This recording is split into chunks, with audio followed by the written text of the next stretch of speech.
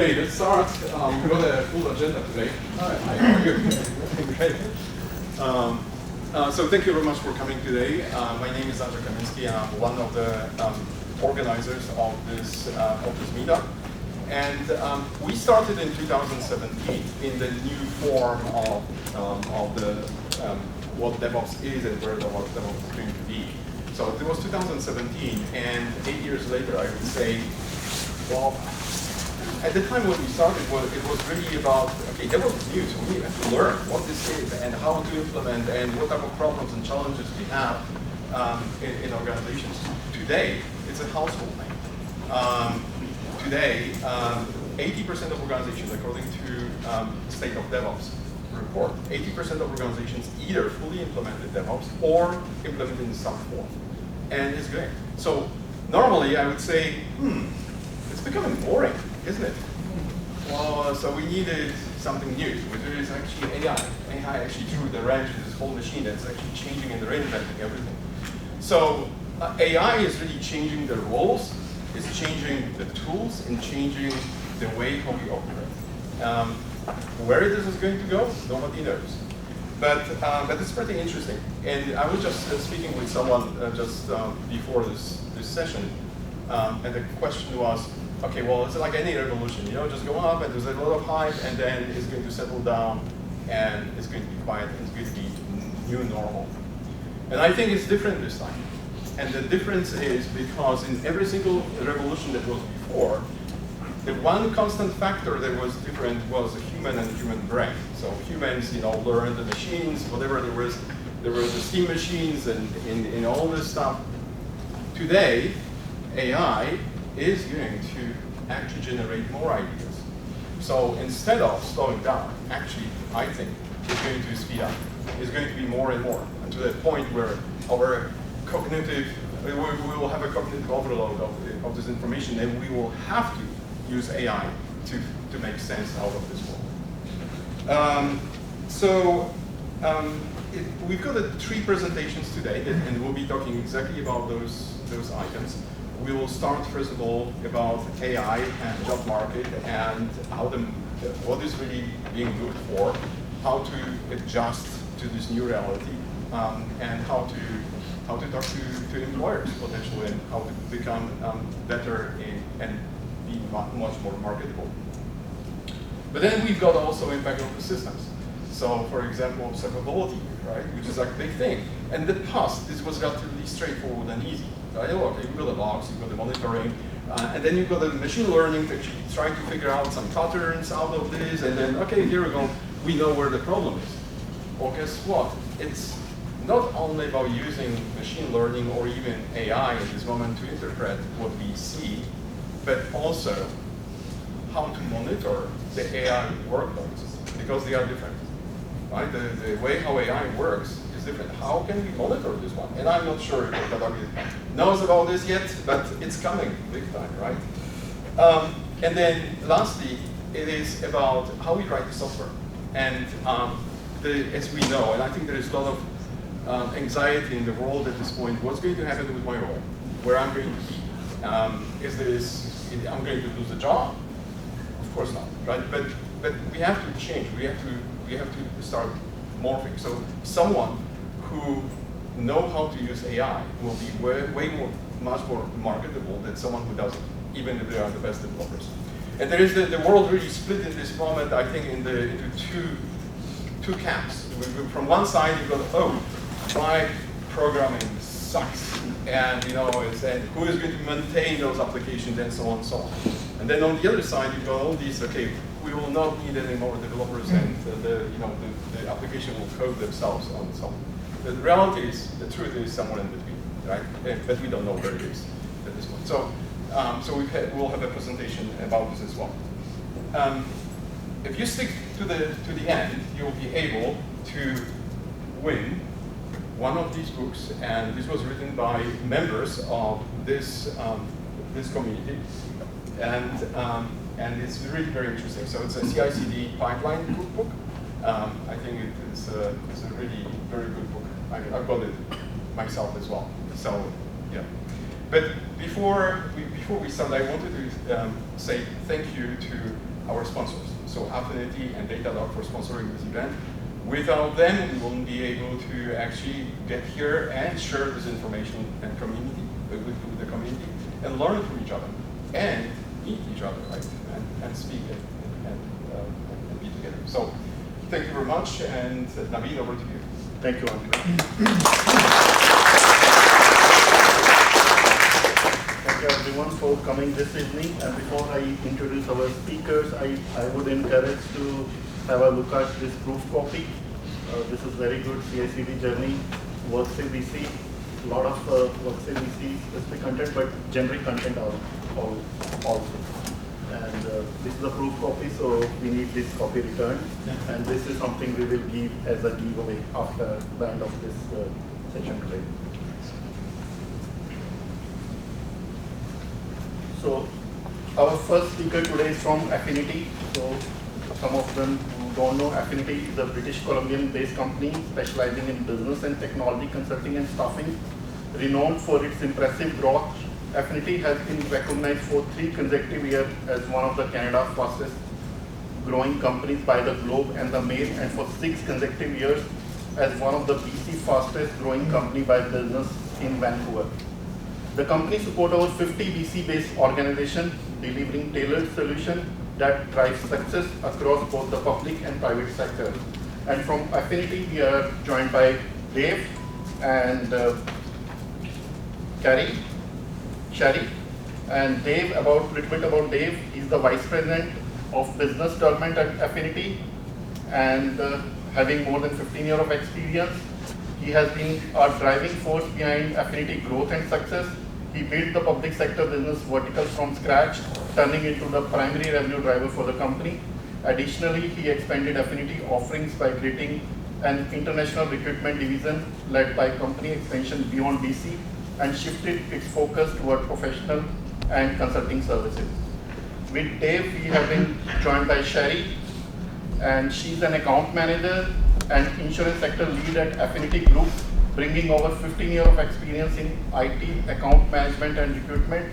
She has a proven track record of supporting complex IT initiatives across the public and insurance sectors with clients ICBC, SGI and Worksay BC. Outside of work, Sherri can be found exploring our city with her son in yoga and meditation classes and experimenting with painting. So let's give a big round of applause for Dave.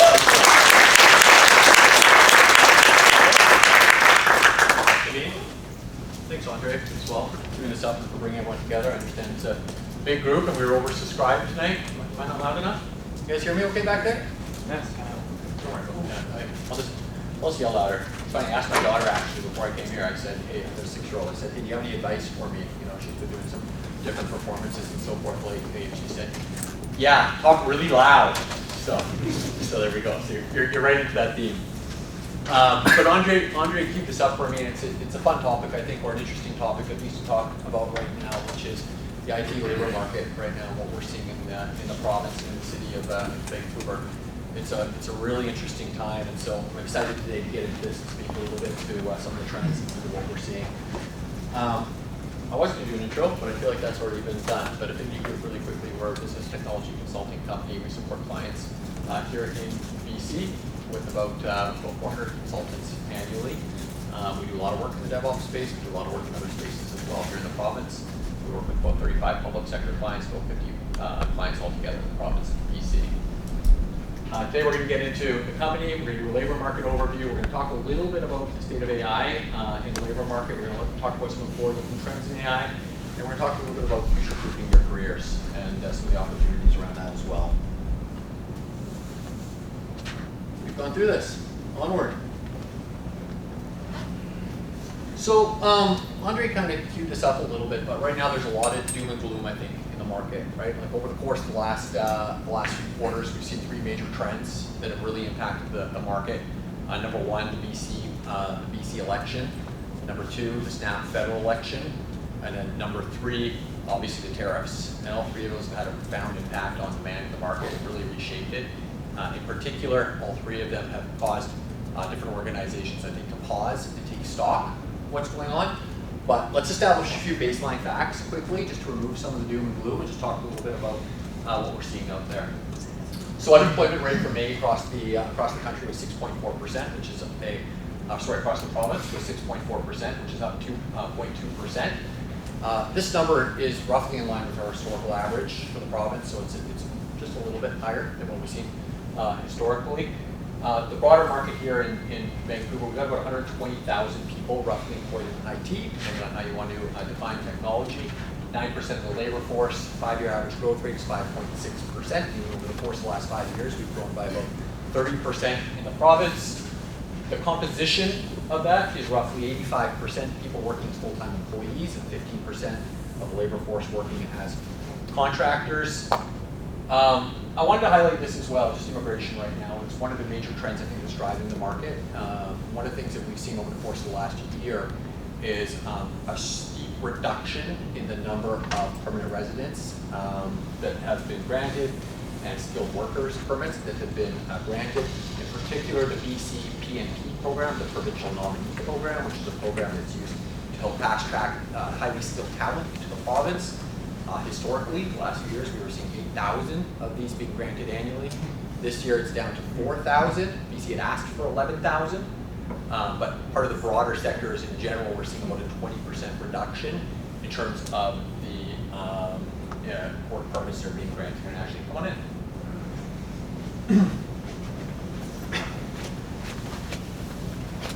So again, just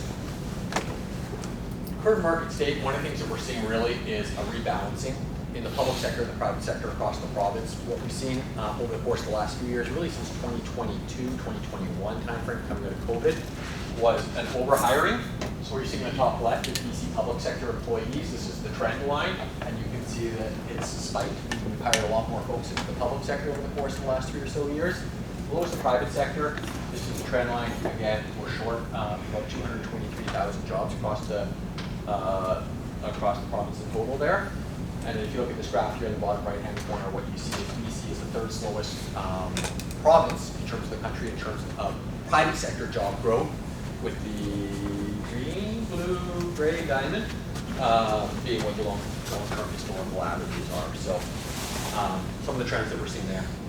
I'm going to change gears and just talk quickly about some of what we're seeing in the public sector job market right now, specifically in IT. So this is data from our company. This is a sample size of about 500 last year in terms of the opportunity that was out there. So it's a good sample size across about 35 different public sector organizations that we support. And so in general, what we're seeing is demand for consultants measured by organizations basically reaching out to us and saying, hey, we have these different opportunities. And the demand in general is down 54% in 2025 versus 2024 through the first 5 months.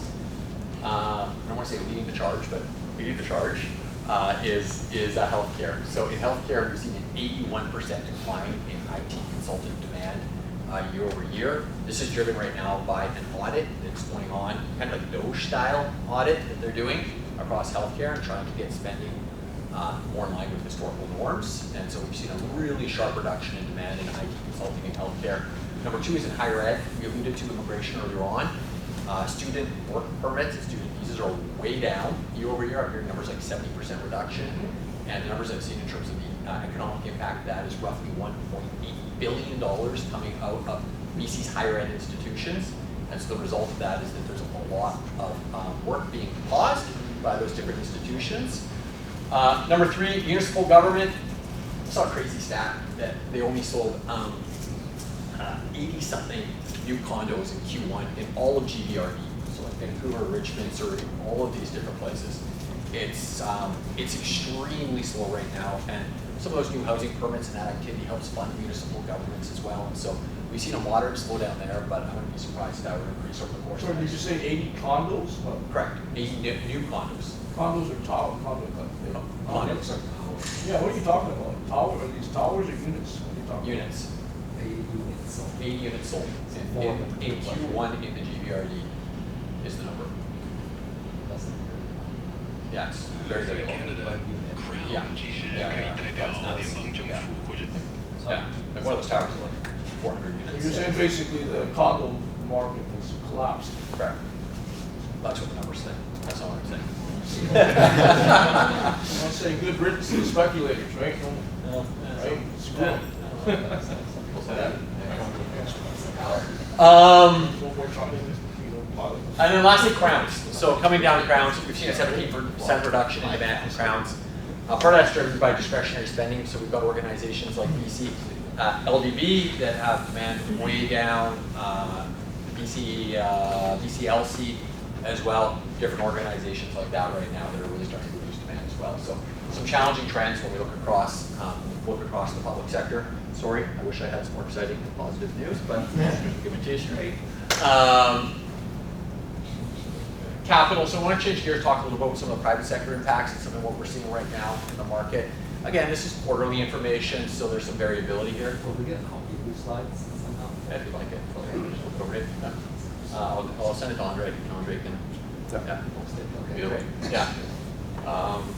Venture capital funding in Q1, 80 million across 14 deals in BC. So this is down quite a bit from historical averages. If you look at for historical context, in 2024, Q1 there was 27 deals for $210 million in the province. BC is falling behind Alberta, moving in 4th place last quarter in terms of venture capital funding. There is a silver lining. When I was doing some research, it looks like, at least out of Silicon Valley in particular, that on a global basis, global venture capital funding is way up year over year, and that's being driven by AI. But it seems like those funds are coming to some of those markets that are perhaps a little bit more on the bleeding edge than we are right now to start things off.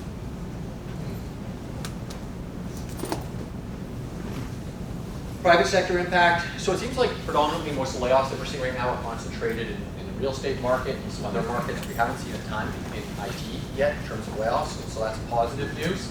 But we've alluded to some of the real estate impacts recently. It looks like Clue, unfortunately, during my research, laid off 50% of their workforce, which was roughly 100 employees, over the course of, in June of 2025. So, yeah, some slowdowns in terms of the private sector as well. But again, the silver lining here is, again, it's not concentrated in IT or in DevOps. So private sector clients that are hiring, I was looking online today and doing some research just in open job applications to try to put some of this information together. And it looks like Amazon's got 182 open roles right now. We've got EA that announced in March that they're hiring 100 jobs in Canada, SAP 40 roles, Quadri 40 roles. And then as I read across the clients at the bottom as well, there's a lot of demand that can be generated by some of these large US multinationals that tend to still view us as a low-cost center for development in relation to areas like Seattle and in relation to areas like Silicon Valley as well.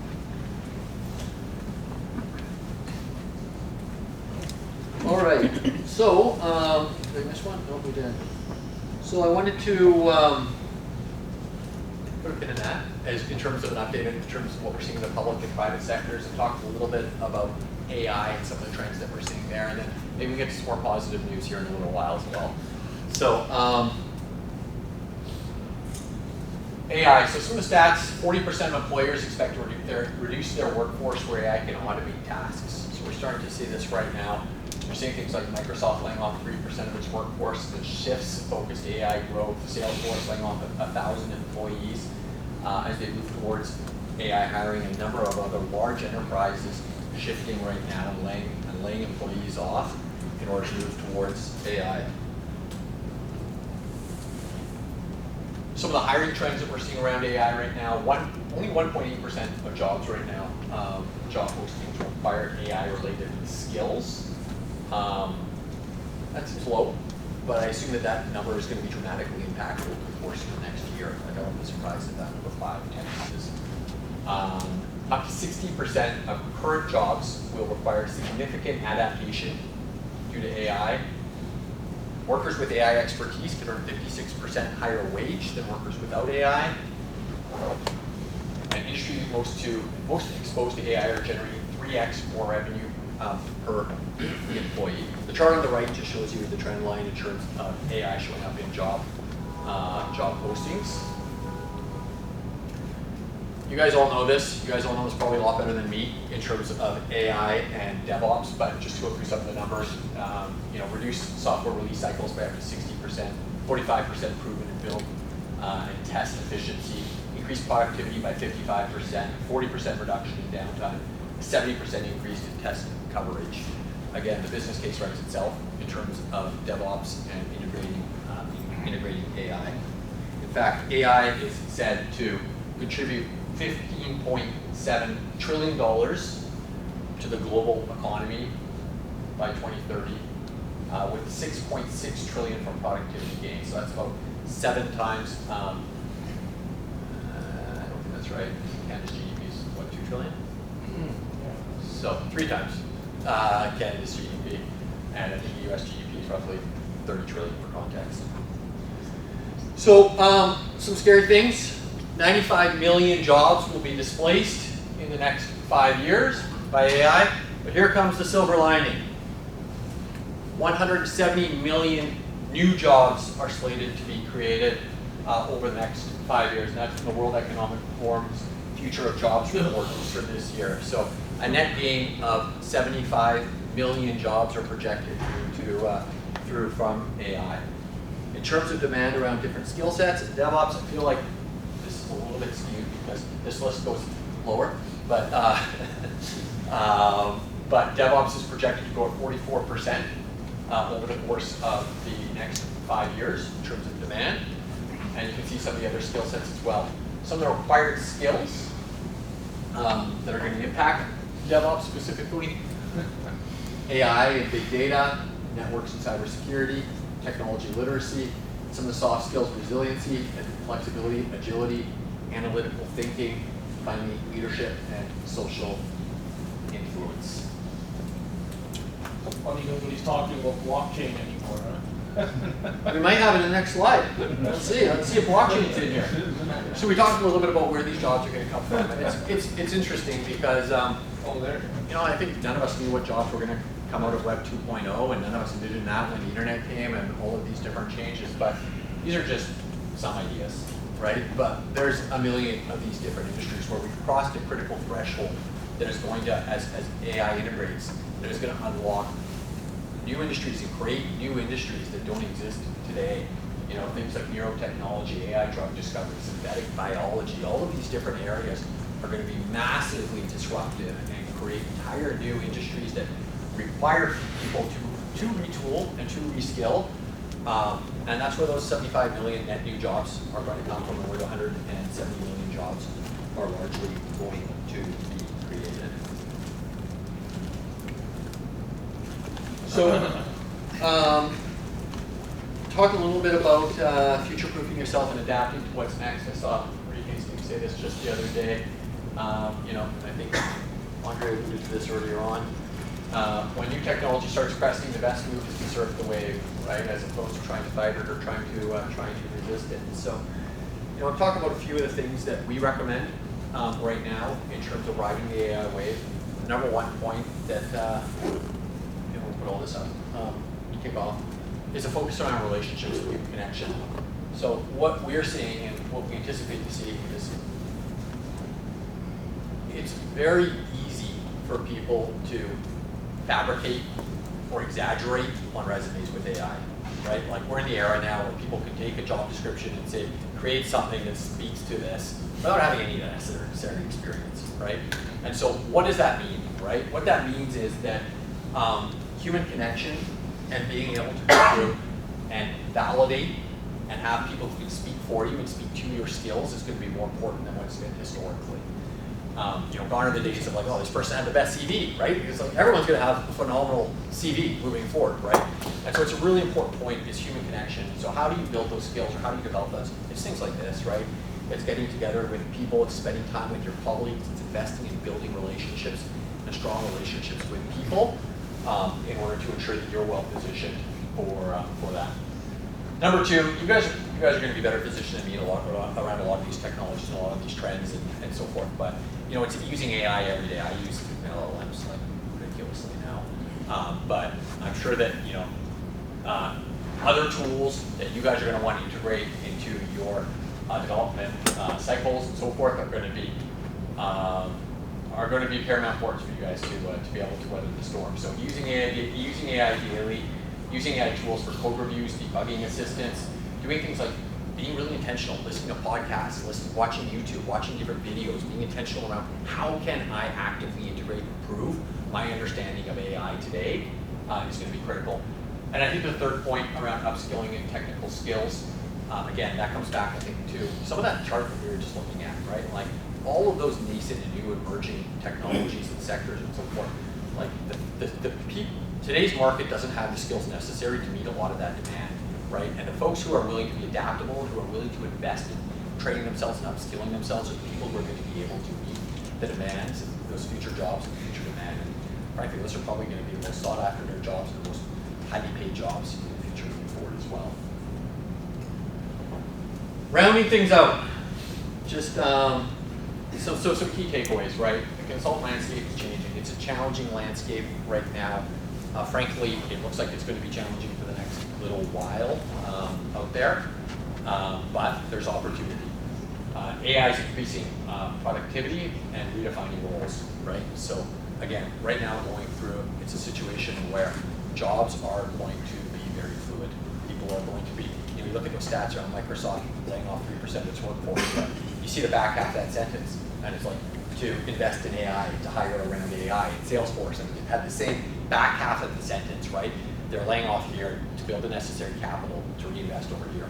Ultimately, these people are going to want to put capital to work, right? And they're going to want to seek its highest return possible, and that's going to be investing in these technologies and growing these technologies. Soft skills, again, great that everyone's out here. I think investing in those and being really deliberate in building those soft skills. Words on a resume aren't going to be what they did before, right? And so, I don't know, maybe this all evolves.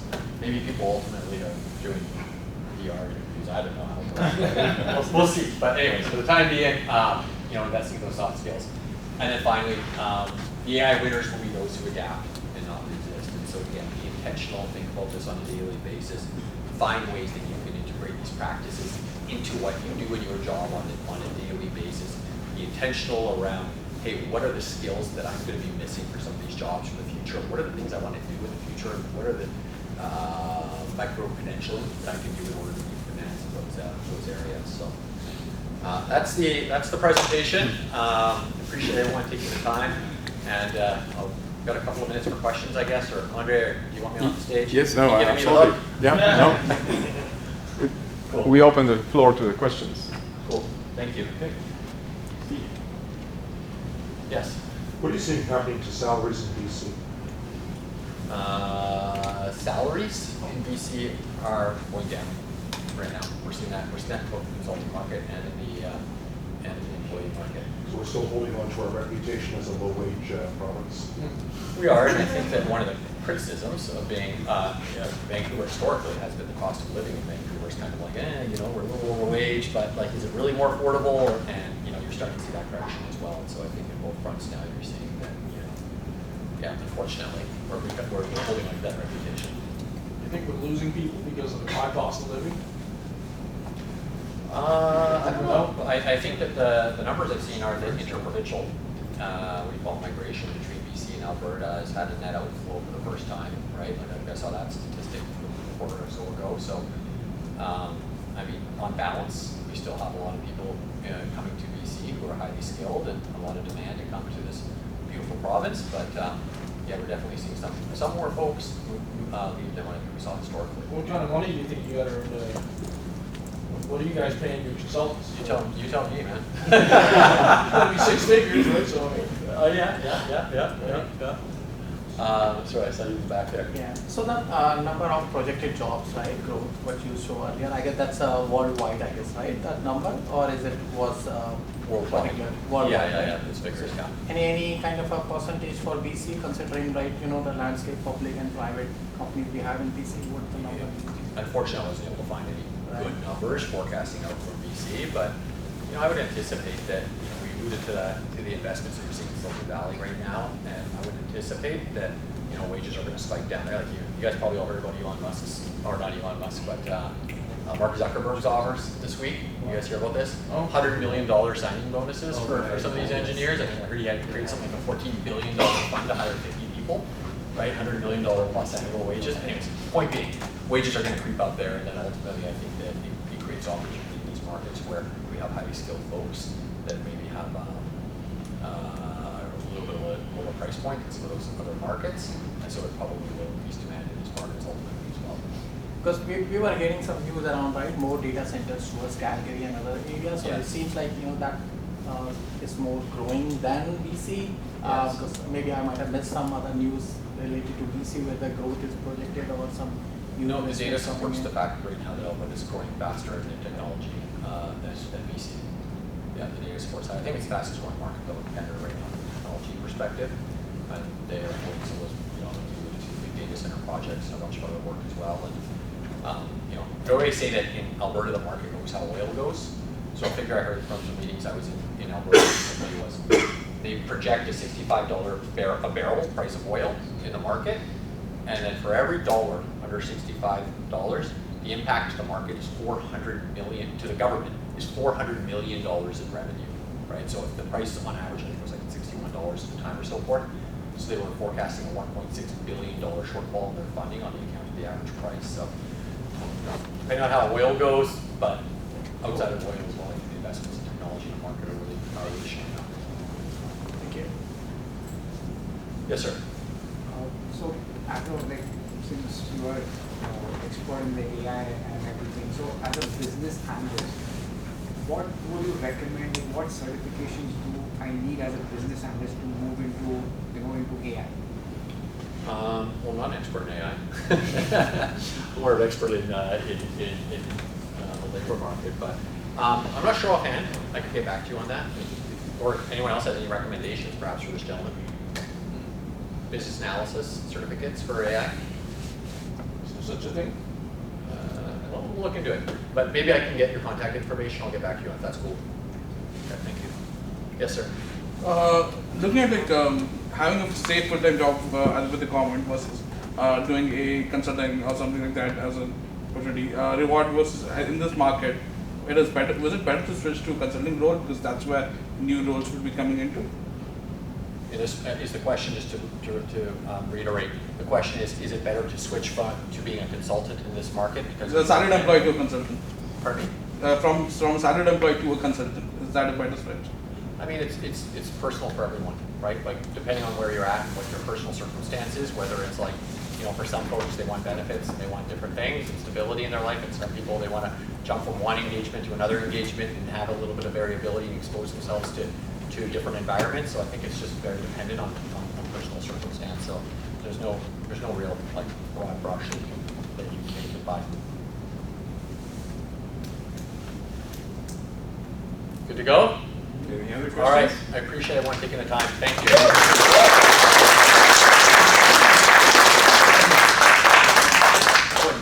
I'm going to sneak out in a few minutes as well, so just if somebody else is presenting, I'm not offended. I'm not leaving because you said it. Thank you. Thank you, Dave. That was great insights. And to answer that question, certification for business analysts, like if I would have been there, I would do some certification in prompt engineering and try a couple of tools, AI tools. I don't know like exactly any certification exists for business analysis. Yeah, AI there is tools. That's what I would do. There is one. There is a IIBA is there, International Institute of Business Analysis, like PMI for qualified. So they should try that. These days, there's a thin line, right? Product management and business analysis. And there's personal choice now.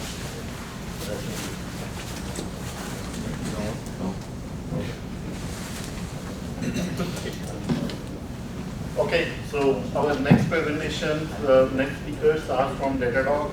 I'm sure many from DevOps and SRE community here. Joining Jordan Harris, he's an enterprise account executive at Datadog based in Vancouver, BC, with over a decade of experience in enterprise software sales.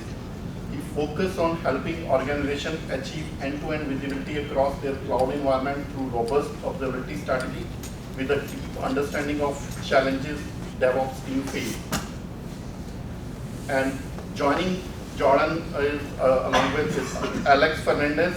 He's a tech leader at Datadog with over 20 years of experience spanning services development and solution engineering. He leads a team of architects helping organizations improve system reliability and performance through observability.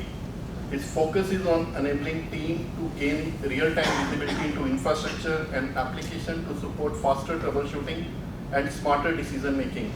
And the presentation title today they are doing is DevOps Meets AI, New Health, New Challenges. With that, I will pass it to Dave and Alex to speak more about the topic. Well, thank you, Naveen. Thank you, Andre. And I know there's another whole team at WorkSafe BC that helps you guys out as well. I know there's only 3 faces here tonight, but there's more that helps organize. So just want to start off. I'm Jordan Harris. Who has heard of Datadog in the room? I kind of figured. So we'll keep it up. We'll keep it up. How many have used Datadog? You just keep your hand raised. Okay, so there's a few. And how many are using it still today? Rather than just trial. Okay, small group. That's why we're here to change that a little bit. But really, we wanted to bring out and want to be a lot more in the community and involving ourselves with DevOps and engineers. We have lots of large clients. You may have friends that are working there. So some of our clients would be like Lulu or Ritzia, BC Ferries. There's a long list. But we want to come out and work with folks a lot more. And one of the topics that we want to talk about today, and this was along the same lines of what Naveen and Andre were looking for, is talking about some of the things we're doing in AI, because this is what we're seeing out of our larger customers down in the States. So you can think of organizations like Coinbase or Disney Plus. All of these things that we were just talking about here are affecting those guys, and they're doing it, and how we're coming and meeting and helping them with those challenges. One thing I wanted to touch on quick is a lot of folks know us. If you raise your hand, you've probably heard of us from infrastructure monitoring. That's where we started. We started monitoring your EC2s, to put it quite simply, but things have changed in quite a dramatic fashion. So this is obviously a very large slide, and there's a lot of context on every single one of these bullet points. And this actually isn't even everything, because we just announced a whole bunch of stuff at our Dash conference last week, and we haven't fully updated this slide yet. But Alex is going to talk about a few of those things that we have announced recently. But we go everywhere from full software delivery all the way to security. But most people start with us is monitoring some infrastructure, looking at logging, maybe run your traces through, and then we expand from there. Even down to, I think we were talking to someone from WorkSafe earlier around on-call and incident management. So your PagerDuty, Opsgenie style replacements, all built into the platform, all integrated. And if you've used Datadog, one of our #1 things is just being so easy to use and no context switching. So just being rarely in that same platform. So when you're working something, you've got it right at your fingertips. So with that, I'll hand it to our much more knowledgeable counterpart here, Cool. Mr. Alex Fernandez. Good evening, everybody. So let's start with something. If you have a question, don't wait for Q&A. Raise your hands. Please, let's make this as interactive as possible, right? I hate to speak to myself. I do that every day already. So I'm here to talk about 2 aspects, right? Let's start with new help. We were just talking about AI, about jobs, right? And if you believe the hype, what AI is going to do with your job is this. It's going to take from you. It's going to operate for you. They don't need you anymore, right? So system crash is going to figure out what is going on, it's going to auto-recover, change your environments, patch your codes, do everything for you. Cool. Maybe one day. Not yet. What we've seen more is more like this. You are still on the driver's seat, right? AI is nothing more than your companion now. Yeah, it's going to make you much more productive. Yeah, I agree with my friend, like, maybe back reduce the number of jobs you're going to need, right? The level of work that you're going to have is going to be more high level, but you're still needed, right? You're just going to be way more productive. And what I see organizations doing is they open space for work in other projects. Ask any manager, any business unit, do you have any project you would like to be able to tackle that you just don't have time or resources? I bet they're gonna tell you that, yeah, we do, right? So that's what we have seen a lot. I'm gonna ask, okay, how AI is, so let's talk about new help. How I'm seeing customers leverage, right, AI on this space of DevOps specifically, right? There are so many ways, but what is something that we're starting to see? Something like this. Imagine you get you're monitoring your system, right? And something starts going wrong. You receive a pager alert, hey, wake up, your system is not responsive. All times what you do, you go into your system, start chasing down, okay, what's going on, situation awareness, okay, I'm aware of what's going on, what are hypotheses, test hypothesis to find the root cause.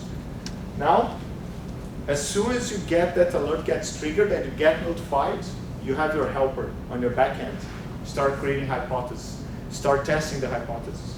And what it does, when you come back, okay, you get your computer to tackle the problem, you already have all these hypotheses built for you with some, okay, this is the more likely one, right?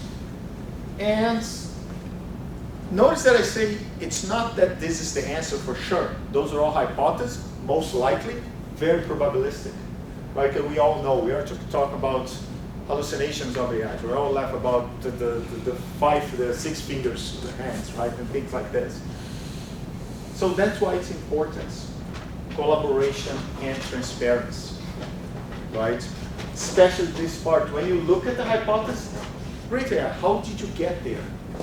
You cannot operate with a black box, because a black box you cannot reason their reason, right? It's like you have a helper that say, hey, answer is A, why? Doesn't matter, go do it. No, you need to understand the rationale, then you can validate and say, yeah, makes sense. Let's take this one. No, this one you're hallucinating. Wrong conclusion, no, it's not the problem.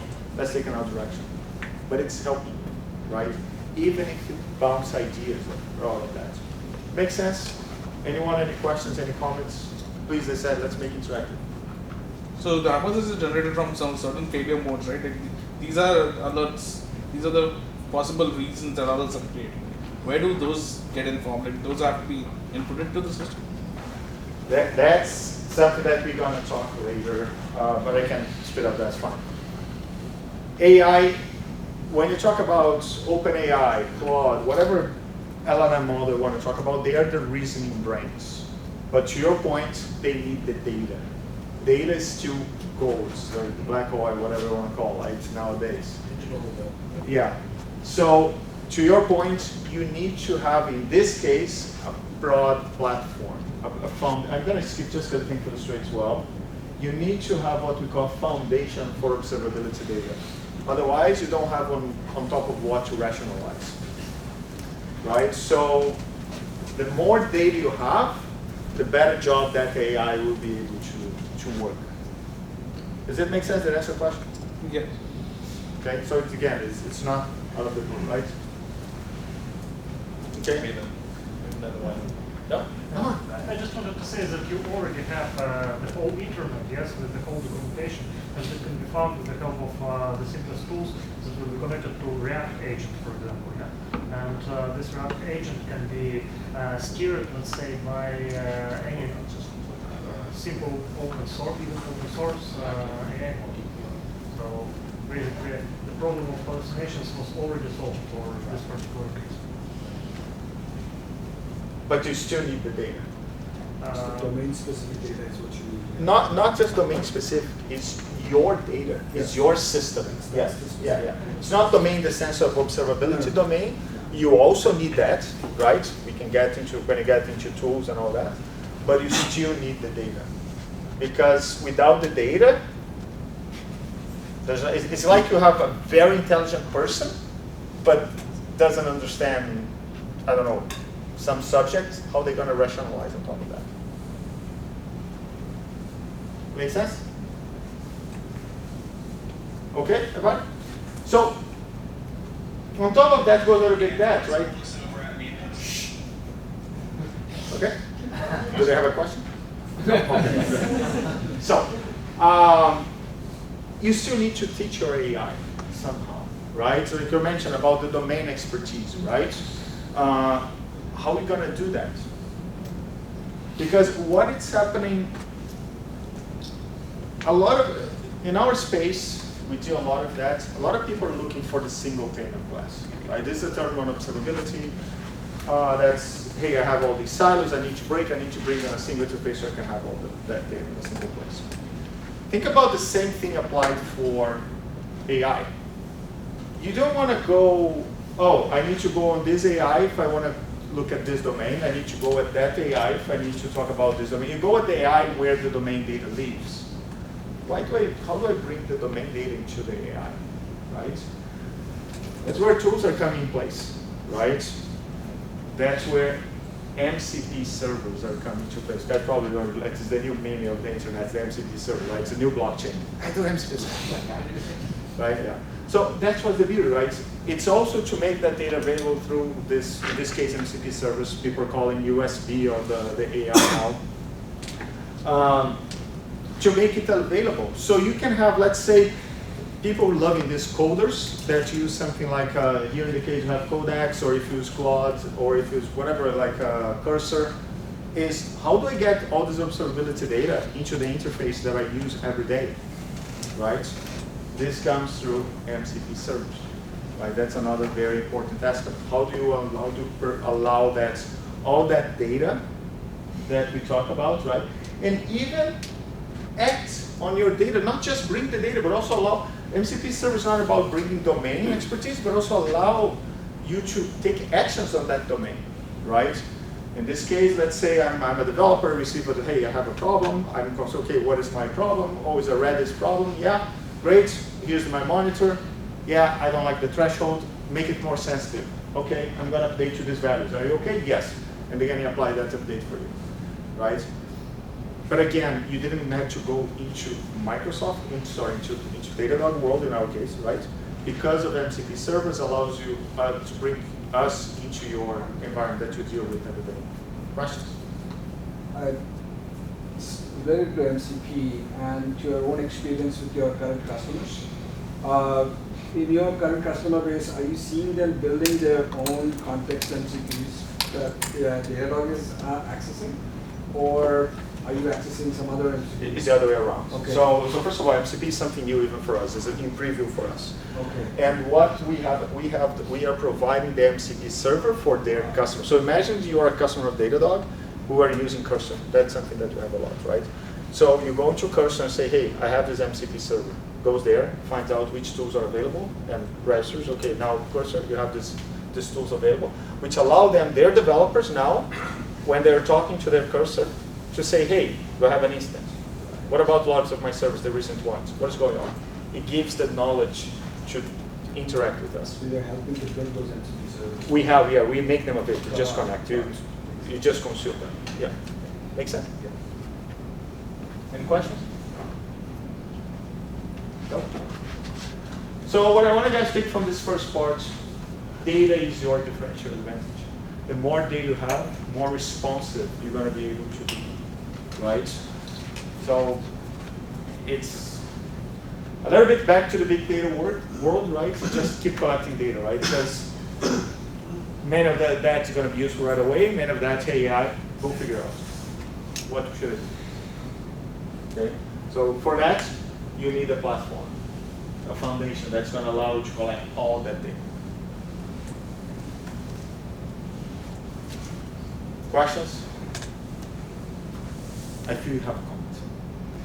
I was just noticing every single vendor right now is trying to position themselves as the data hub. I know. From ServiceNow and Atlassian. It's just been so much fun to see that over the last few months. Yeah, it's the new platform play. I get it. Yeah. I won't deny. We are different. It's a great platform play. It's great. But it's a reality, right? Everybody needs to have that. Then you can argue what should be on the platform, how broad the platform. That's the conversation go. But you're right. Security is going to that because people realize that you have waves, right? You have people say, hey, I need best of the breed. And hey, I have base of the breed, but I cannot drive the value because not everybody uses it, and I cannot leverage the whatever capability in there. Okay, I need to drive value. Now I need to go to the platform. And to be honest, there is space for everybody because different people have different needs. So, yeah. But just like I said, it's an important part of this because yes, absolutely, the AI needs the data and it needs clean data. Correct. Yeah. Correct. And so, just interesting seeing every vendor right now positioning themselves as we are your enterprise AI platform.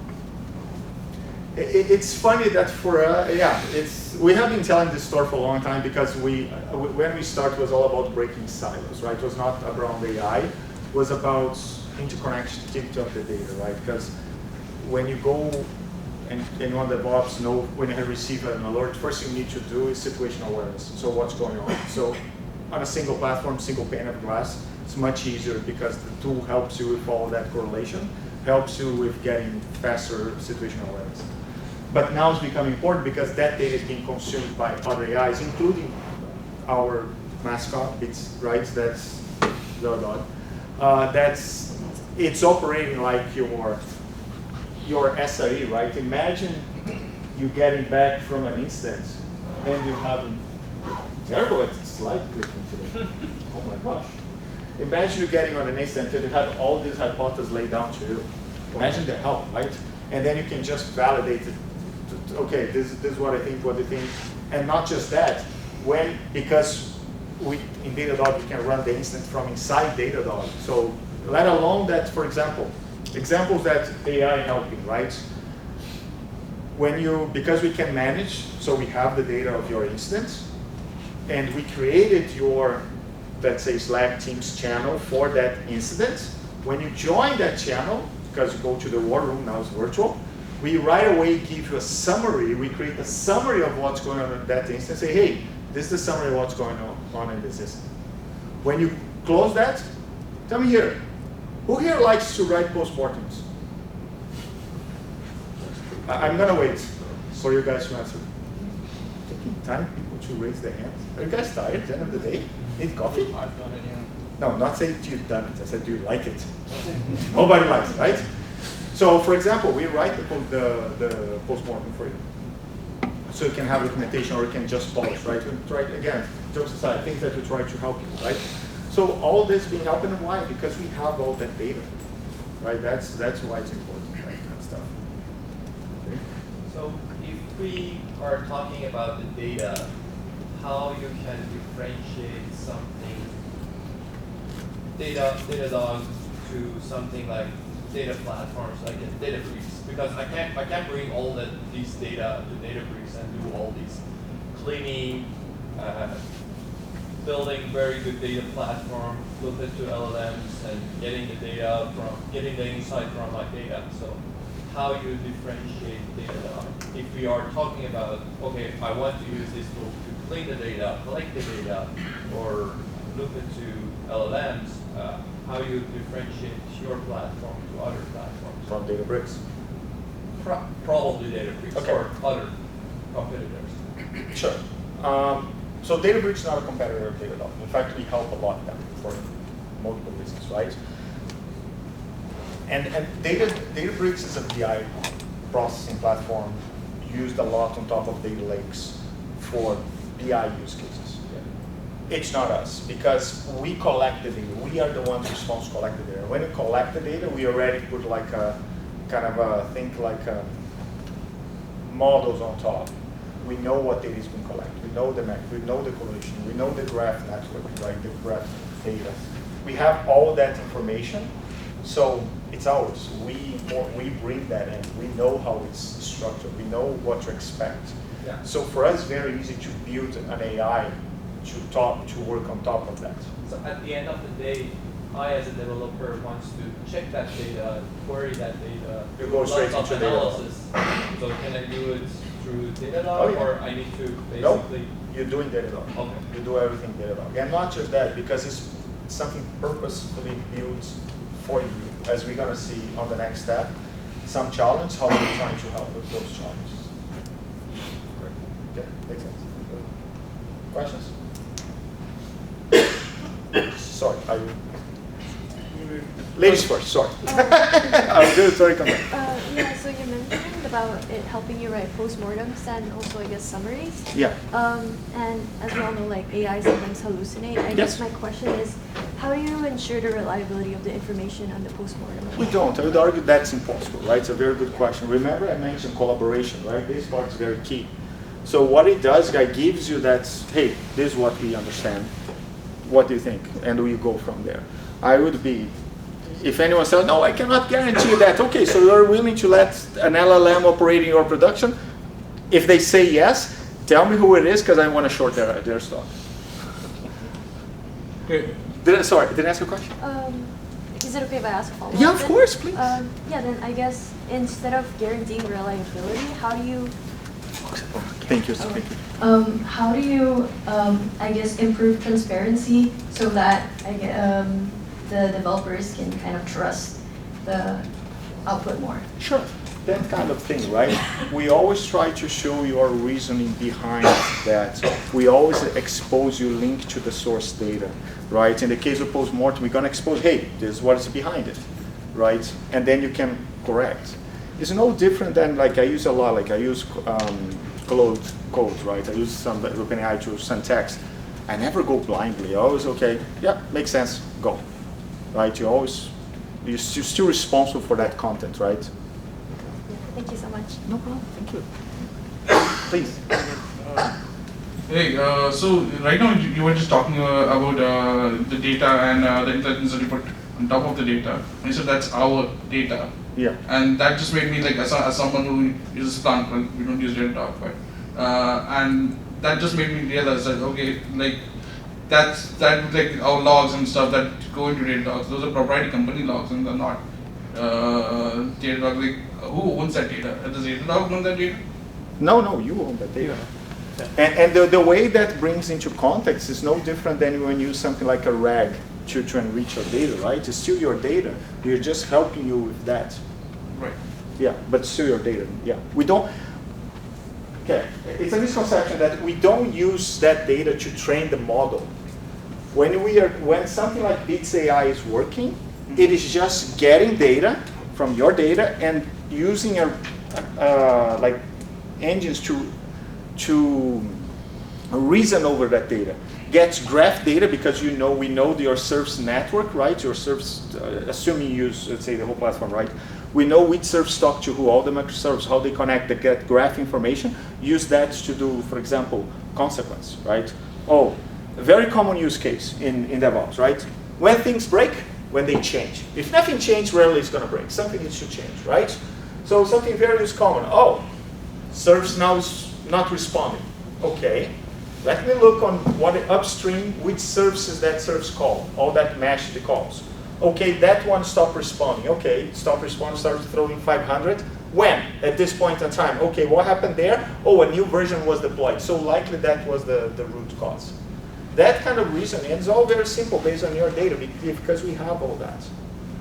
Makes sense? It's not a trained model. It's not like we use your data, train a model, and publish that model. That's not the case. So current intelligence, is there like a way to say that this was the basically this was the error that was caused a previous breakdown? So more likely similar errors don't cause like that.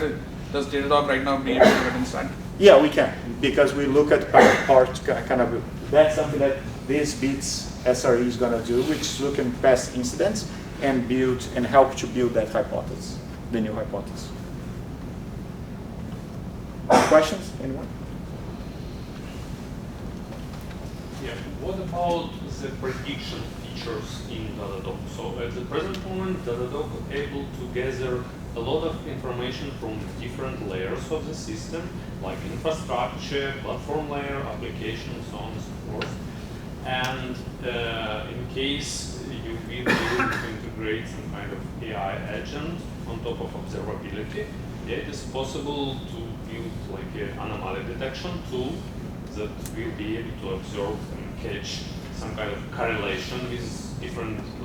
Yes and no. I'm going to answer your question in hopes to fully answer your question, right? Yes, we can do predictability in the sense of standard models, like for something very common. I want to know if my disk is going to run out of space 7 months in advance. Please use seasonality because every Friday I run a script to clean up my camp space and clean tables and all that kind of stuff. Yeah, no problem. So 1 week, and why 1 week? Because random number, just because usually, okay, that's what takes my organization to acquire a new hard drive or something for me to expand, right? So very common outliers. Hey, I have a load balancer in front of all these pods, and they all should be operating the same kind of a model. If anyone goes rogue for whatever reason, let me know. Yeah, we can do that, no problem. Getting agents in the sense of behavior of your system is a little bit trickier, right? For example, you're talking behavior of the system. You're assuming your system doesn't change. Most of our customers nowadays, that's where a lot of evolutions happen. People, in fact, they break into a lot of. I think everybody here is gonna know, but like microservices, one of the organizations, one of the reasons that people break into microservices is so they can have different life cycles and different components. Where I'm innovating, I'm gonna be faster. Where I'm more core, that cannot break, I have a more rigid cycle. Which means that your system is always changing, always back. We are, every 1-2 years, we kind of we reinvent some part of Datadog because we optimize for the new reality. We are not there yet. Did I answer the question? Like, there you go. So, long story short, yes, there's a lot of prediction that's possible, like response time. Oh, I see my response time increasing, alert because something's going on, and then you can pick something like bits SRE to do an investigation. Why my response time is increasing, right? What changed upstream that's causing that increasing latency? That's something very common. So if we can't make up that kind of correlation, so what kind of model are we training using those data? You're not training models using that data. We are using LLM models to answer questions using your data. It's a little bit different. Make sense? When you ask something to an LLM model, you're not training that model. The LLM model is getting your question, using, rationalizing, and answering you back with what it was trained with. Right? Same goes here. When Bits AI use that to rationalize, just using your data to apply in conjunction with their existing model, right, to rationalize your data and give you an answer. Follow-up question, just on that point, as you mentioned, you're accessing LLM models for using the data. From the public sector, data residency is a huge challenge. Okay. How is that? Based in US. Based in USA? Yeah. Okay. That's the one that we still not here yet. We're gonna for now. We're getting there. Just going to ask, have you got the possibility of a private cloud? Yes. We had conversation with a few customers for private cloud, but when you talk to Datadog about private clouds, the numbers are unfortunately nothing I can disclose, but trust me when I say they are big. Yeah. Yeah, because the thing is, we are designed, one of the things that's, a lot of our customers, they require massive scalability. Like we're talking about Disney Plus, Hulu. Like imagine the like PSN. Anyone here's played PlayStation, right? Remote from PSN. You can imagine the scale of data that we. So our deployments, it cannot be on a small cloud. It needs to be sizable. So we're not talking terabytes. We're talking petabytes kind of thing. Yeah, like to me, talk terabytes a day is. Yeah, okay. Yeah, what else? It's. Yeah. I have customers talk petabytes a day.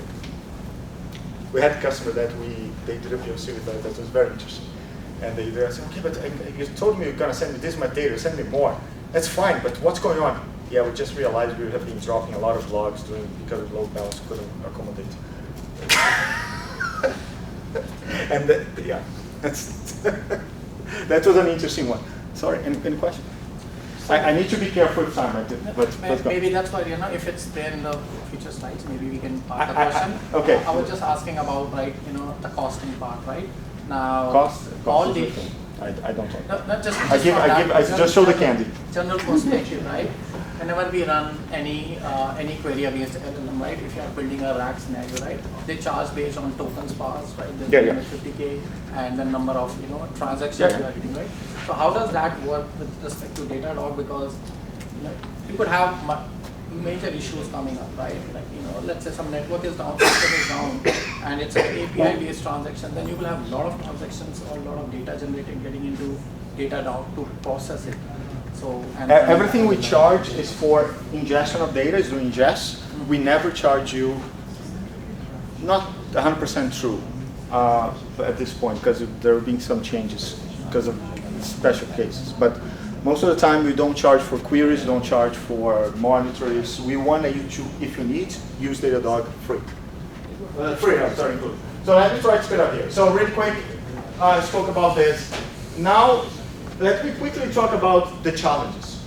Everybody loves to talk about the agentic AIs, how they help you, how you help. They ask like, what's going to be the weather tomorrow, and they tell you, that's amazing, right? That's very helpful. What if you are the one running those applications? Not so fun, right? Remember those systems, like you can have agents talking to each other, machines talking to each other, using different tools. How do you monitor that? Remember, the system is non-deterministic. You ask something, you're gonna get one answer. You ask the same question, you might get a different answer, right? And when you have agentic kind of clients, which is becoming more and more common, imagine that impact can have a kind of like a snowball effect. If someone upstream have a small different answer, can start accumulating and increasing more and more the impact. So how do you debug an application like this? How do you optimize? How do you test? These are challenges that we are helping some customers, right? So that's why we're coming with this, right? Things like client behavior. I want to analyze. I want to see my agents. I want to see my tools. What was the input to that tool? What was the output of that tool? Who talked to who? How's that performing, right? I know this looks like APM, but trust me, this is not APM. In fact, you can go here for a pure APM view, traditional kind of trace, but this is something that our customers are tackling now, right? Give this kind of visibility. It's super interesting, right, to have that kind of visibility. Another one, how do you test? Because, for example, here, what we are seeing customers doing is like, imagine you have data sets. Data sets are sets of inputs and expected outputs. This might some of my use cases, right? Now, every time I update an agent, and by the way, update an agent nowadays, you may touch zero code per se, but you change the instruction of an agent in English or whatever language you use, right? Is going to change massively the impact on your system. Okay, so how do you test that, right? How do you test? Oh, which model should I use? Which going to be more effective? What is the accuracy, right? Correctiveness. I have multiple criteria that I want to evaluate, right? We're talking about costs and tokens. Which one is more cost effective, right? So this kind of ability to run those tests, it's something that our customers have been also asking for, to support that continuous development of their agents, because they are the ones creating those agents that are helping you guys. And if any of you are the ones creating those agents for people, I bet you guys want to have something like this. Make sense? So is that the end? Questions? Sorry, I just want to. How accessible is this AI platform to me as a SRE? How what? How accessible is this AI platform? So can I prompt it, or it happens behind the scenes and I just get a summary of the incident? You can prompt. Oh, sorry. You can use the prompt, for example, to create monitors and all that. Yeah. That SRE, that tree that we saw in the beginning, that's a new feature that basically when you have an incident, you can ask it to go and do what we call an analysis from it, and that start triggering all that. How about configuring or reconfiguring or changing my setup? Can I use AI to do that, or I have to do it manually or through commands? In here you can. Nothing's stopping you to create them. So in fact, I was having this conversation today. The problem is a lot of people, most of our customers are not comfortable enough to let an LLM make this kind of change. We have internally, for example, we have a capability of making workflows in Datadog, right? That's fine. You go there, hey, I'm creating something. You go there and create this for me. And we have, it's available for everybody. Having an LLM update a monitor, but we don't have, the customers are still not there. I have a follow-up actually. It's easy technically. It is just that the customers are not comfortable. One of my challenges day in, day out is at times we miss issues, like customer telling me that there's a problem is the last thing I want. Correct. I want to be on top of the issue before customers tell me. There are situations where I miss it. Will this AI help me help understand that, okay, there was a problem that happened and I need to understand why you missed that problem. Yeah. Most of the times, when I see customers missing problems, is because of kind of alert fatigue. And why do you have alert fatigue? Usually people alert of things that they shouldn't be alerted. So people have so much to say, put on the back. And what I tell my customers is this: oh, I'm going to create this alert. Great. If triggers, what are you going to do? Oh, it's interesting to know. No, delete. Don't do that. That's a dashboard. Right? If you don't know, if you don't need to wake up anyone 2 a.m. because of that, it's a dashboard. Does this have the capability for schedule management and resource management? Like you mean on-call? Yes. Yes, we have on-call capabilities, yes. Incident management, on-call, case management, all that, yes. No problem. Oh, questions? Please. Let's compare this platform with, let's say, open source alternatives like LangFuse, yes, maybe Nextmeet. I'm not familiar with those, but okay. Yeah, because I wanted to ask you, what are the killer features of your paid platform in comparison to those open source platforms that provide kind of a full visibility of everything that is happening with agents and large language models? The main problem that usually, I'm going to speak in a generic way, okay? Because usually I don't like to talk about competition, because the last thing I want to do, I want to misrepresent anyone.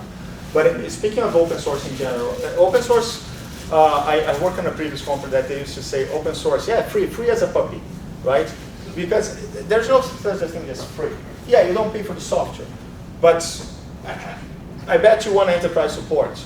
If something happens, you want someone to help you right away, right? You want to continue people pushing money on new features.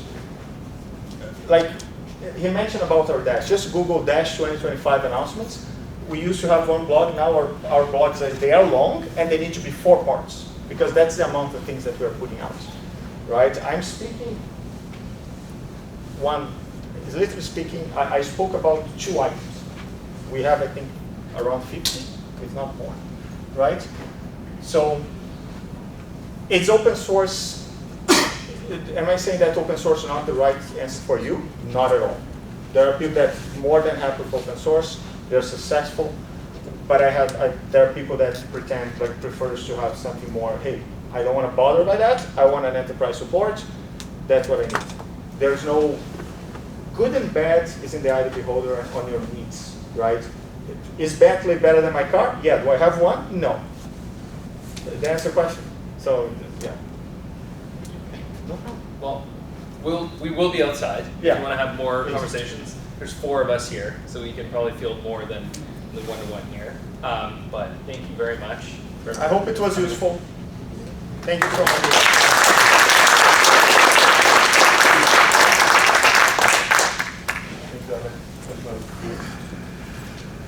Moving to our next presentation, and the speaker name is Alex again.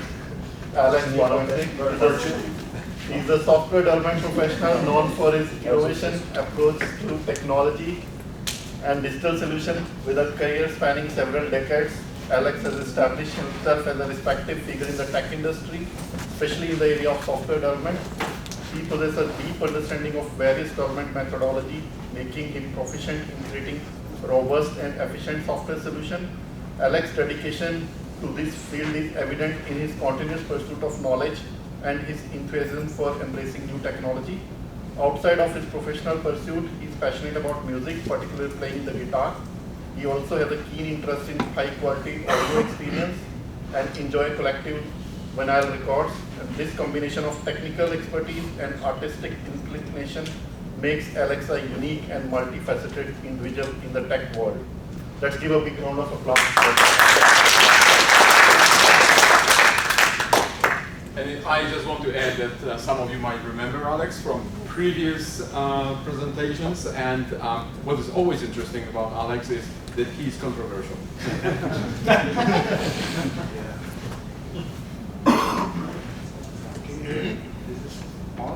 It's on the bottom. It's on the bottom.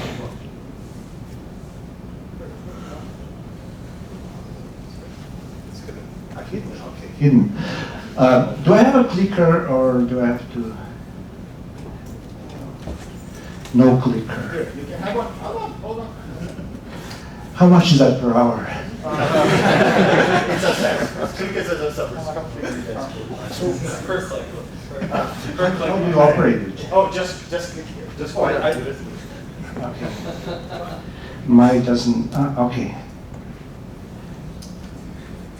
Thank you.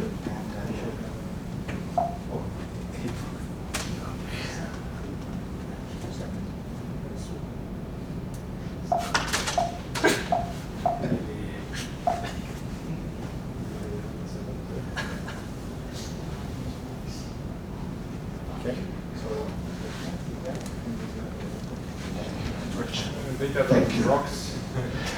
All right. Sorry about technical glitches. Thank you all for coming tonight. How's everyone doing? I want to thank Andre. This is the third time he invited me, and this is a beautiful opportunity for us to talk about, as Andre is always pushing the envelope and the leading edge. How many people here are actually software developers? Okay, not a bad turnout.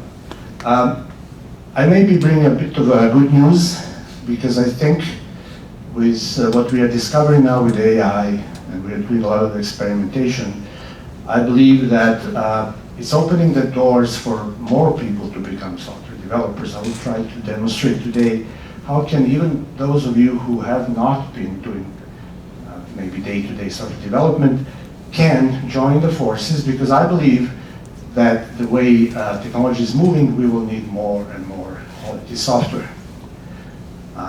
And right now it's not scalable because it requires a lot of training and education.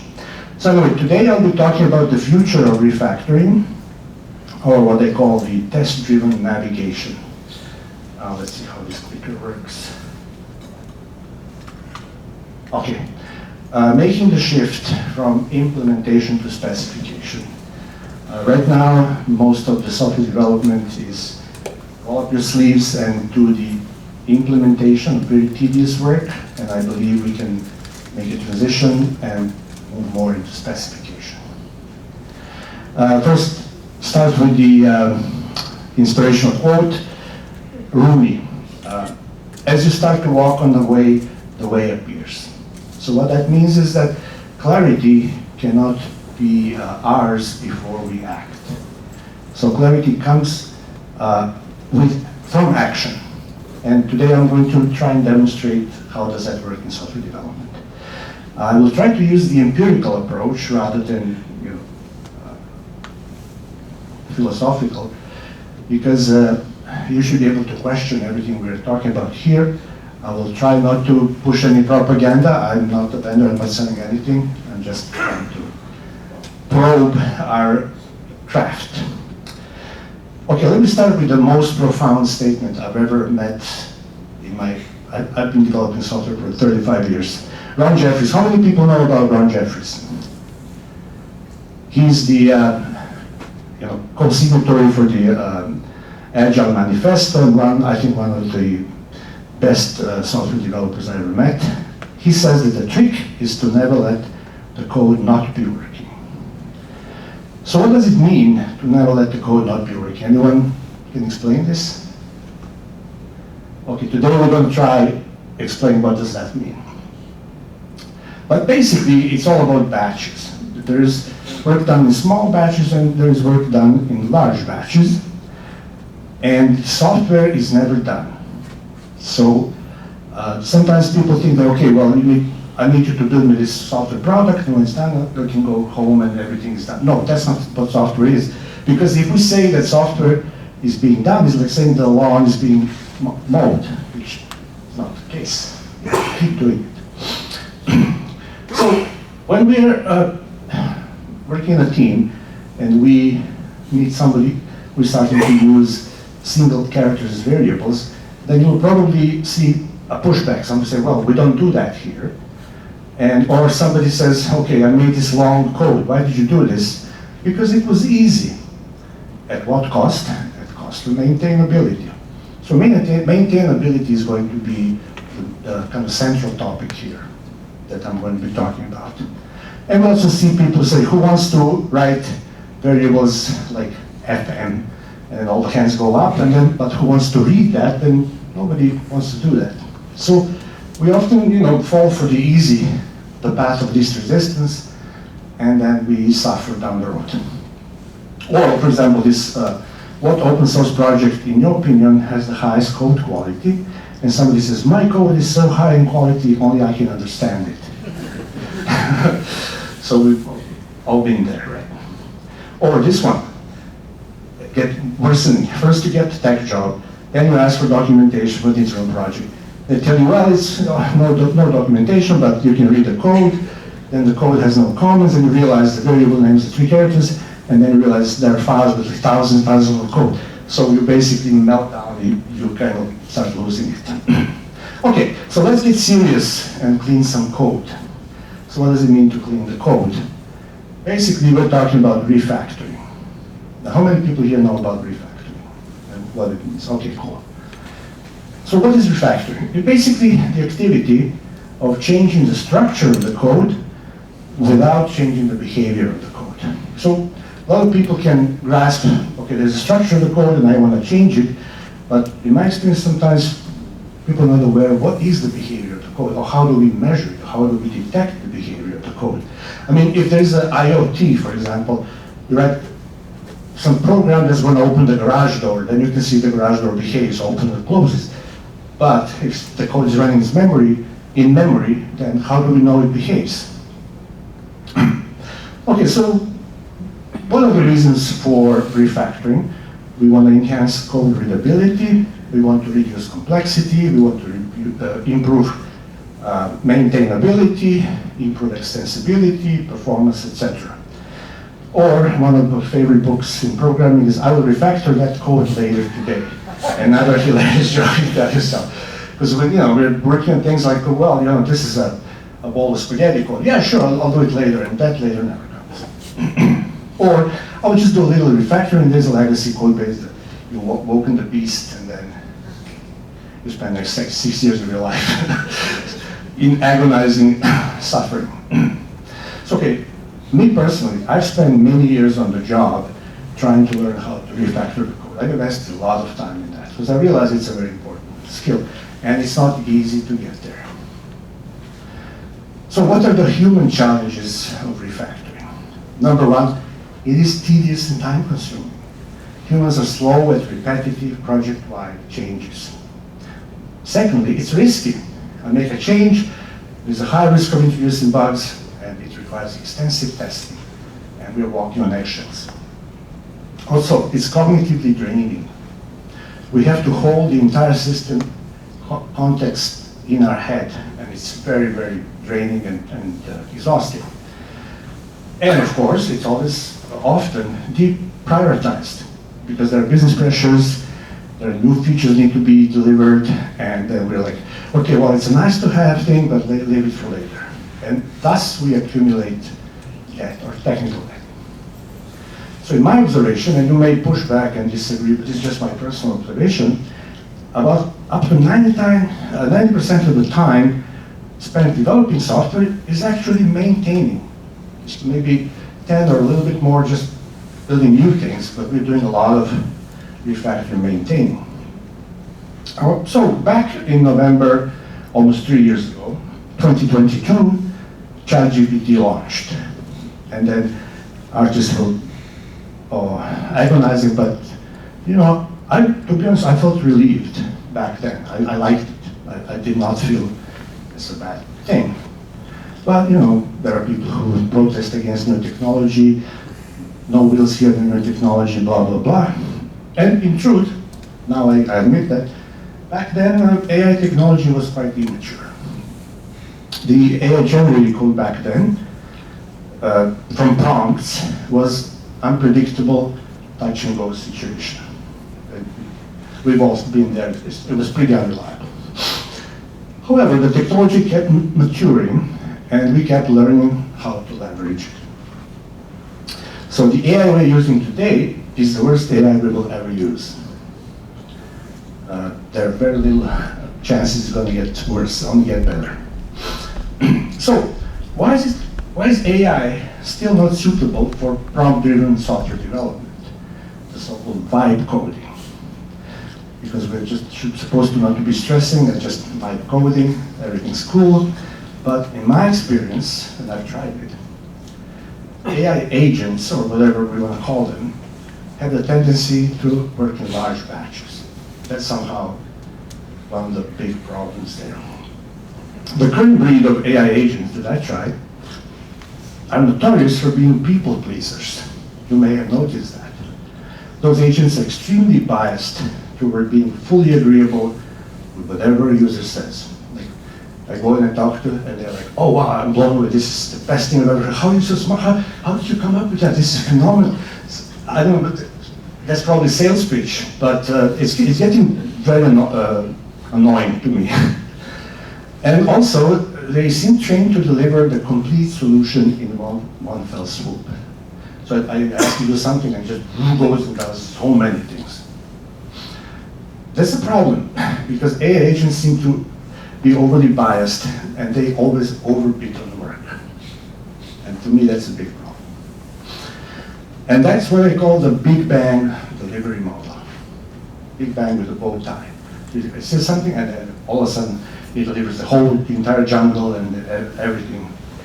And that's not good. So, I'm gonna go like, slow down. Can we slow down? And the challenge is, how do we get an AI agent to slow down? It may seem easy, but I tried it and I worked and talked to my colleagues and my friends, and it's a big problem. And it's not easy to get them to slow down. They're very eager to rush and just blurt out. They deliver a lot of things and impress us and please us. So one way is that everybody knows about prompt engineering, what my boss thinks I do, what investors think I do, what scientists think I do, what actually engineers do, what I think I do, and what I actually do. So even after extensively experimenting with prompt engineering, I could not get AI to stop overbidding on work. I keep telling it, okay, slow down, do this, but somehow it tends to go into this kind of overdrive and hallucinates or proposing things that I never asked it to do. And again, it's a big problem. Overbidding, extreme eagerness for over-engineering seems to be in its DNA. It seems how its makers have designed it, for whatever reason. So there came a point when I realized I was fighting an uphill battle. And I was feeling stuck. And it's like, does it even make sense? I mean, it feels at first it's doing a fantastic job, but then I realize I have to go back and unravel all this. It doesn't make any sense. And you know, there's hints of creativity, but there's this hallucination, generative AI. How do I know? You know, am I going in the right direction? Am I just painting myself deeper and deeper into some, you know, nightmarish situation? So the problem is also in perception. So different, you know, from different angles, different people may interpret the same pattern differently. For example, here somebody might say, I see a vase, and another person says, I see two people. So this is ambiguity. And while ambiguity may be desirable in some creative field, in software development, it is not a good combination. It does not fit well. We don't like ambiguous situations. And today you mentioned some with the agent test. You ask us the exact same question, you get a different answer. Like, okay, what do I do now? How do I test this? So, how to avoid ambiguity? That was my kind of challenge. What can we do to avoid ambiguity? Because if it continues, then it's useless, and it's more than useless, it's actually harmful. And I kind of came up to this concept called permaculture by succession. Anybody heard about permaculture by succession? No? Okay, let me try and illustrate with an example, analogy. So suppose we have a barren terrain, like just desert, a very inhospitable, harsh climate, harsh environment. And we've been given the goal to populate or to cultivate that terrain by growing forest trees. It's a tough challenge. So what do we do now? We come up with the initial design, which is very, very humble and modest. We may decide to plant some fast-growing grass that thrives in harsh conditions. We will figure out, okay, this can survive in like really dry conditions, terrible, strong sunlight. But by doing that, we have kind of modified the conditions that used to be completely inhospitable. Now they're slightly better. And this initial design, of course, did not take us to the goal, but it paved the way. So it's a throwaway design. So we consciously know this is a throwaway, this is not the end of the road, but this is the first step. Right?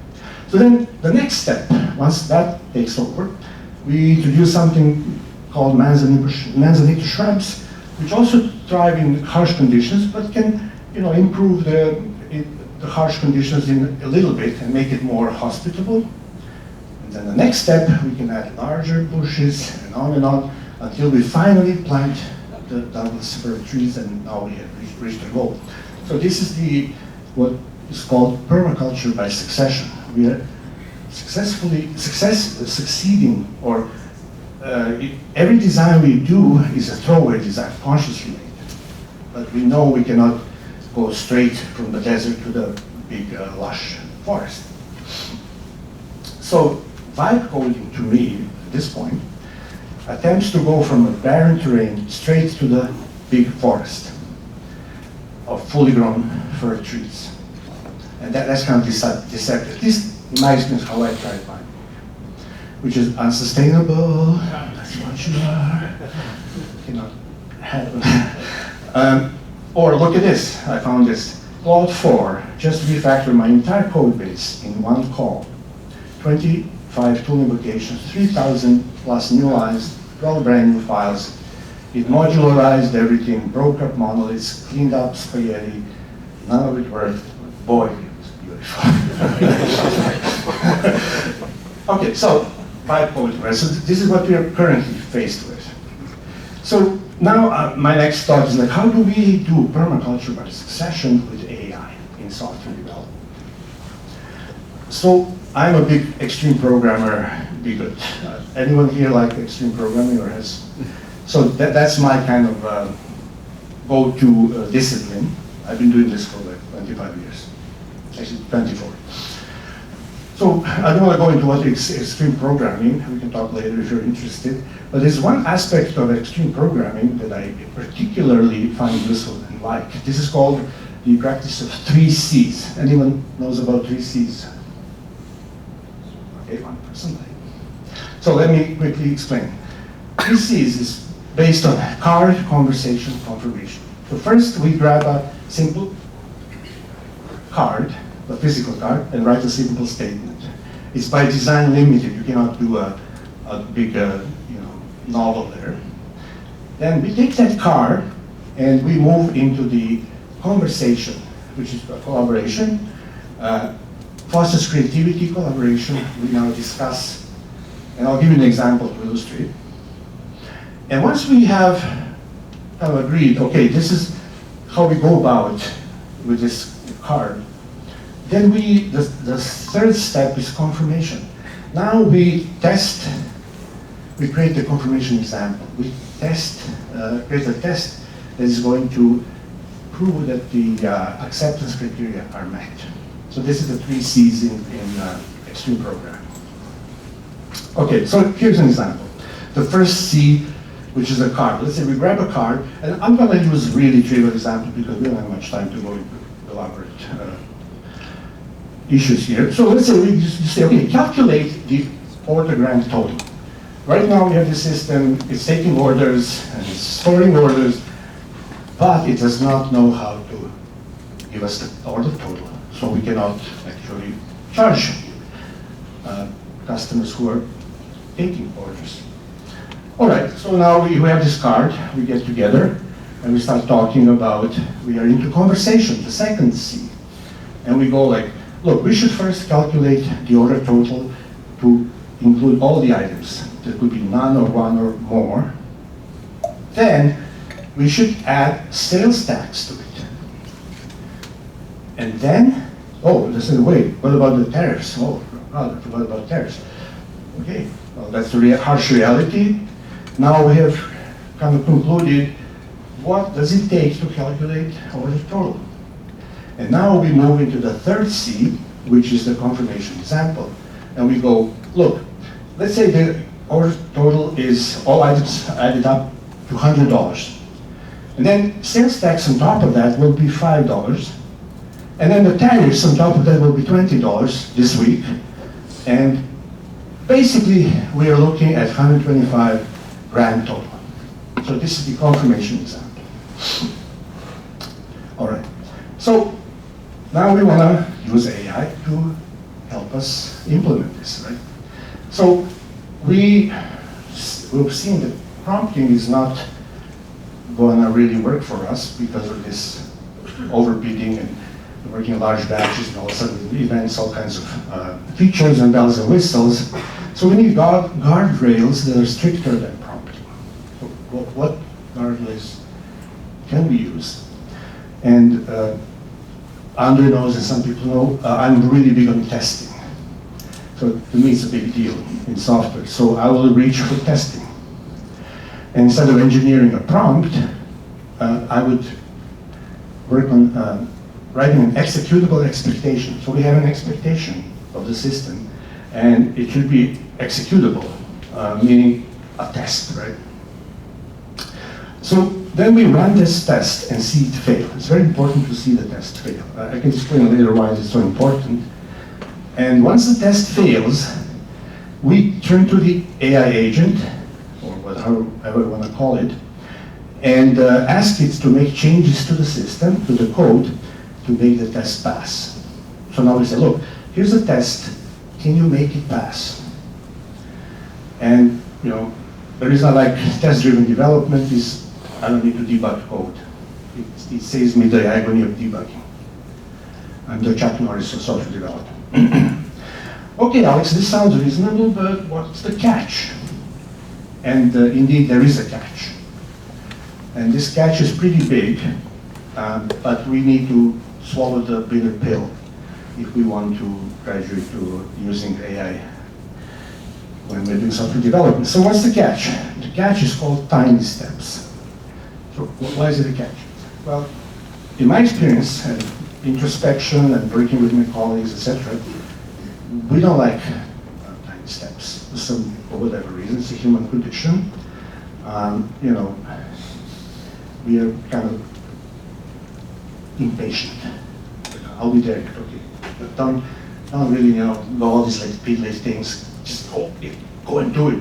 Why so?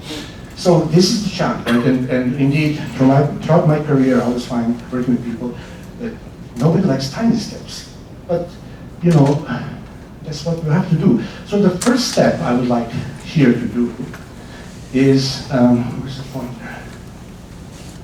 Sorry. All right, so I write the test.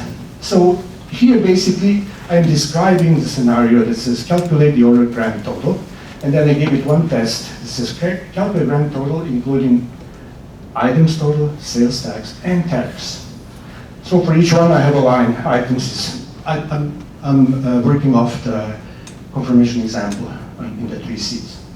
So 100 for items total, $5 for sales tax, $20 for tariffs, and I'm expecting $125. This is the expected grand total. And then here, in the actual grand total, I am imagining things that don't exist yet. So the advantage here with test first is that I am not constrained by any existing conditions. I can come up, my test is the first client of the yet to be code. So I'm free to come up with something that makes sense from the business perspective. And I can say, look, calculate grand total, let's come up with this feature or capability or function that does not exist yet. And let's pretend it can take 3 values or arguments here, and then up here I'm kind of defining it.